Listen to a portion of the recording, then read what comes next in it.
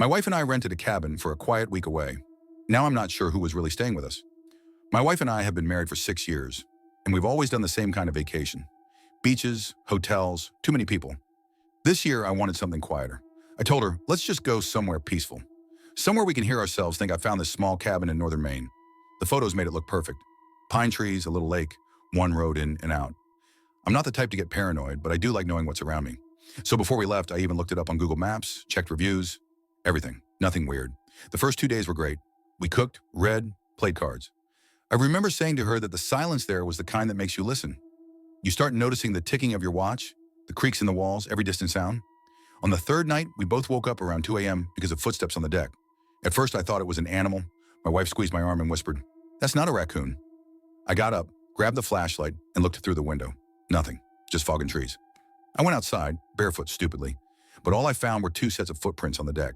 One was mine from earlier that evening. The other wasn't. They led down the steps and stopped at the tree line. I tried to calm her down. I told her it was probably the owner checking on the place. But in the morning, I called him anyway. He said he hadn't been there in over a week. That day, little things started bothering me. The back door?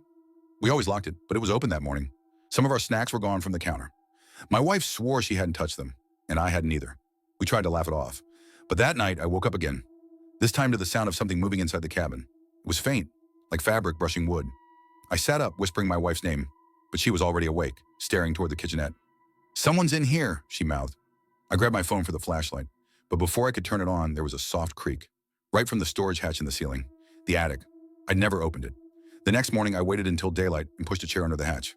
My wife begged me not to, but I'm stubborn, and honestly, part of me needed to prove to myself it was nothing. I opened it and climbed halfway up. The first thing I saw was a pile of clothes, not ours. A jacket, men's jeans, a toothbrush, an empty can of beans, and next to all of it, wedged between the beams, was a small Polaroid photo.